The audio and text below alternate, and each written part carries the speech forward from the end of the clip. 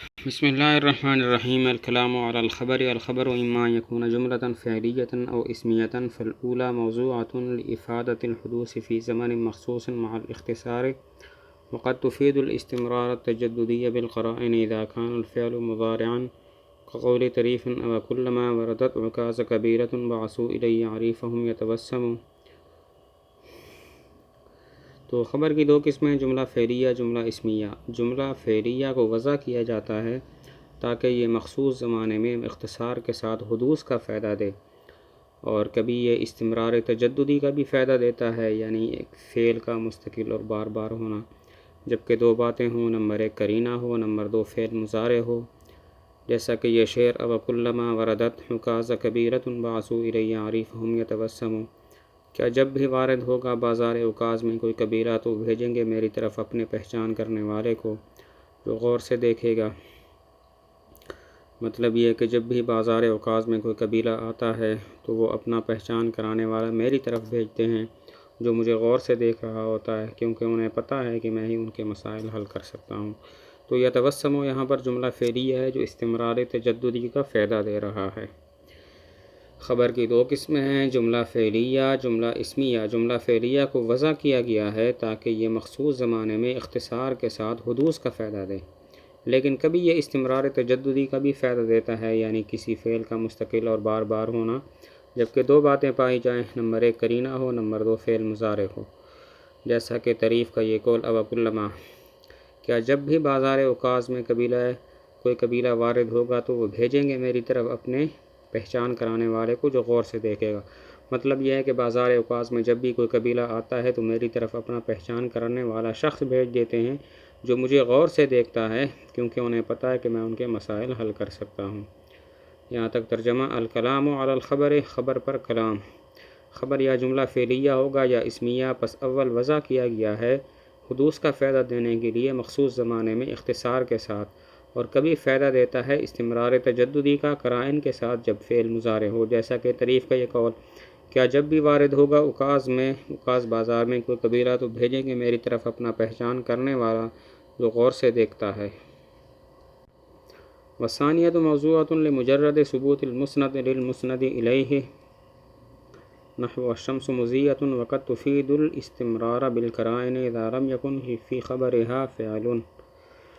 اس کا مطلب یہ ہے کہ جملہ اسمیہ وضع کیا گیا ہے تاکہ محض یہ بتائے کہ مسند مسند الیہ کے لیے ثابت ہے، جیسے الشمس مضیہ، سورج چمکدار ہے، لیکن کبھی جملہ اسمیہ بھی استمرار کا فائدہ دیتا ہے جبکہ دو باتیں ہوں، قرینہ ہو اور خبر فعل نہ ہو، جیسے العلم نافع، علم فائدہ دینے والا ہے۔ یہاں پر جملہ اسمیہ نے استمرار کا فائدہ دیا کہ علم ہمیشہ نفع دینے والا ہے۔ جملہ اسمیہ وہ جملہ ہے جس کو وضع کیا گیا محض یہ بتانے کے لیے کہ مسند مسند الیہ کے لیے ثابت ہے، جیسے الشمس مضیۃ، سورج چمکدار ہے، لیکن کبھی جملہ اسمیہ بھی استمرار کا فائدہ دیتا ہے جبکہ دو باتیں ہوں، قرینہ ہو اور خبر فعل نہ ہو، جیسے العلم نافع۔ یہ جملہ اسمیہ استمرار کا فائدہ دے رہا ہے اور نافع فعل نہیں ہے بلکہ اسم ہے۔ ترجمہ۔ والثانیۃ، اور دوسرا وضع کیا گیا ہے محض مسند کے مسند الیہ کے لیے ثبوت کے لیے، جیسے سورج چمکدار ہے، اور کبھی فائدہ دیتا ہے استمرار کا قرائن کے ساتھ جبکہ نہ ہو اس کی خبر میں فعل، جیسے العلم نافع۔ والأصل في الخبر أن يلقى لإفادة المخاطب الحكم الذي تضمنه الجملة، كما في قولنا حضر الأمير، أو لإفادة أن المتكلم عالم به، نحو أنت حضرت أمس۔ ويسمى الحكم فائدة الخبر، وكون المتكلم عالما به لازم الفائدة۔ اچھا، اس کا مطلب ہے خبر میں اصل یہ ہے کہ اسے ذکر کیا جاتا ہے تاکہ مخاطب کو حکم کا فائدہ ہو، یا تاکہ مخاطب کو اس بات کا فائدہ ہو کہ متکلم بھی اس حکم کو جانتا ہے جیسا کہ مخاطب جانتا ہے۔ اول کو فائدۃ الخبر اور ثانی کو لازم فائدۃ الخبر کہتے ہیں۔ فائدۃ الخبر کی مثال حضر الامیر، امیر حاضر ہوا، اور لازم فائدۃ الخبر کی مثال انت حضرت امس، تم گزشتہ کل حاضر ہوئے، یعنی میں جانتا ہوں کہ تم گزشتہ کل حاضر ہوئے جیسا کہ تم جانتے ہو۔ تو خبر میں اصل یہ ہے کہ اس کو ذکر کیا جاتا ہے تاکہ مخاطب کو حکم کا فائدہ ہو یا مخاطب کو اس بات کا فائدہ ہو کہ متکلم بھی اس کو جانتا ہے جیسا کہ مخاطب جانتا ہے۔ اول کو فائدۃ الخبر اور ثانی کو لازم فائدۃ الخبر کہتے ہیں۔ فائدۃ الخبر کی مثال حضر الامیر، و امیر حاضر ہوا، اور لازم فائدۃ الخبر کی مثال انت حضرت امس، تم گزشتہ کل حاضر ہوئے تھے، یعنی میں جانتا ہوں کہ تم حاضر ہوئے جس طرح کہ تم جانتے ہو۔ وقد يلقى الخبر لأغراض أخرى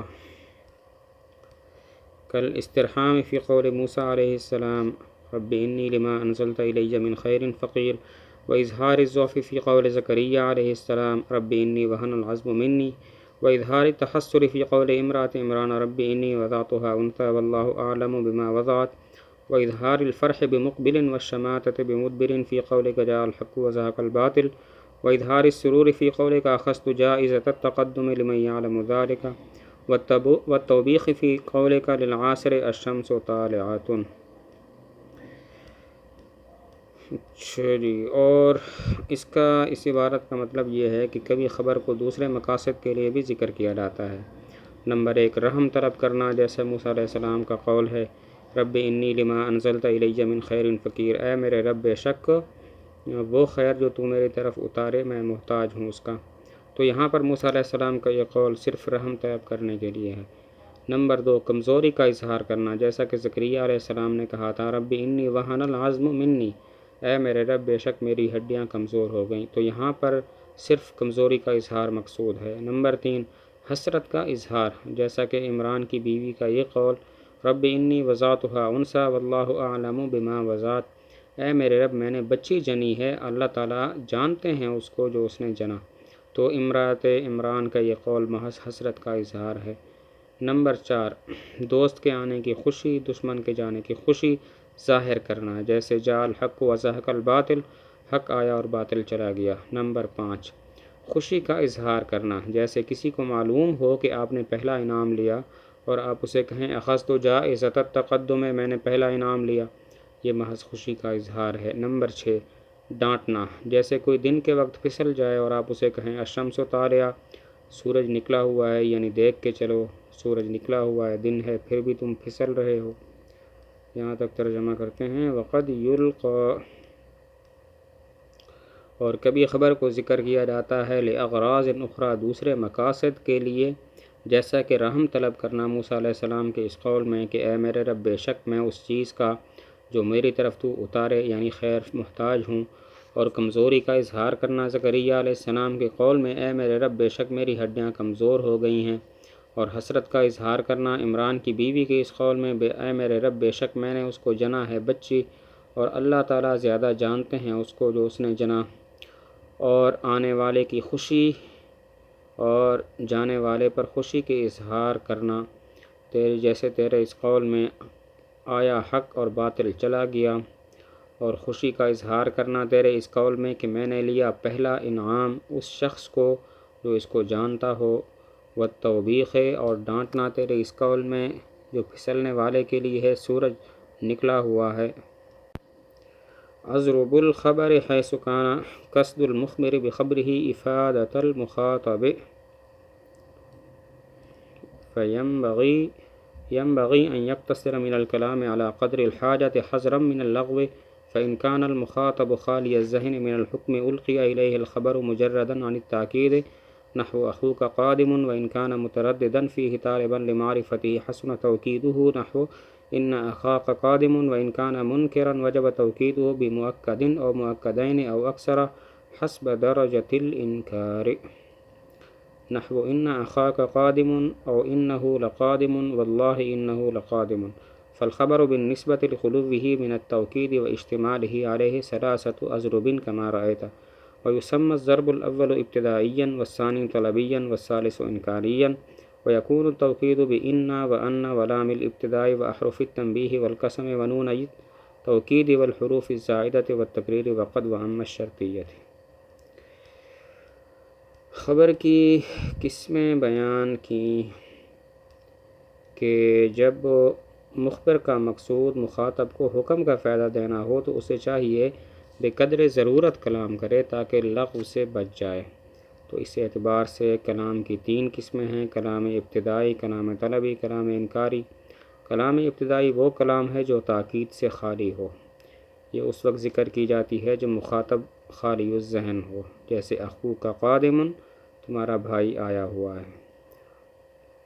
کلام طلبی وہ کلام ہے جس میں تاکید مستحسن ہوتی ہے۔ یہ اس وقت ذکر کی جاتی ہے جب مخاطب متردد ہو اور معرفت کا طالب ہو، جیسے ان اخاک قادم، بے شک تمہارا بھائی آنے والا ہے۔ اور کلام انکاری وہ کلام ہے جس میں تاکید واجب ہوتی ہے۔ جتنے درجے کا انکار ہوتا ہے اس قدر تاکیدیں ذکر کی جاتی ہیں، 1، 2 یا زیادہ، جیسے ان اخاک قادم یا ان اخاک لقادم یا واللہ ان اخاک لقادم۔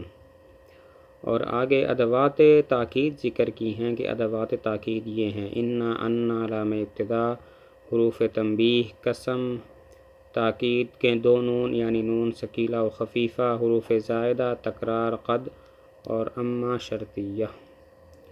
یہاں تک ترجمہ کرتے ہیں۔ خبر کی قسمیں: جب مخبر کا ارادہ اپنی خبر کے ساتھ مخاطب کو فائدہ دینا ہو تو مناسب ہے کہ اکتفا کرے کلام سے بقدر ضرورت، بچتے ہوئے لغو سے۔ پس اگر مخاطب خالی الذہن ہو حکم سے تو اس کی طرف خبر ذکر کی جائے گی خالی تاکید سے، جیسے تیرا بھائی آنے والا ہے۔ اور اگر وہ اس میں متردد ہو، طلب کرنے والا ہو اس کی معرفت کو، تو حسن ہوگی اس کی تاکید، جیسے بے شک تیرا بھائی آنے والا ہے۔ اور اگر وہ منکر ہو تو واجب ہوگی اس کی تاکید، 1 تاکید کے ساتھ یا 2 تاکیدوں کے ساتھ یا زیادہ کے ساتھ، انکار کے درجہ کے لحاظ سے، جیسے بے شک تمہارا بھائی آنے والا ہے، اور بے شک وہ البتہ آنے والا ہے، اور اللہ کی قسم بے شک وہ البتہ آنے والا ہے۔ تو خبر اپنے تاکید سے خالی ہونے اور تاکید پر مشتمل ہونے کے لحاظ سے 3 قسم پر ہے، جیسا کہ تم نے دیکھ لیا۔ اور نام رکھا جاتا ہے قسم اول کا ابتدائی، قسم ثانی کا طلبی، قسم ثالث کا انکاری۔ اور تاکید ہوتی ہے ان لام تاکید، حروف تنبیہ، حروف قسم، تاکید کے 2 نونوں، حروف زائدہ، تکرار اور قد اور اما شرطیہ کے ساتھ۔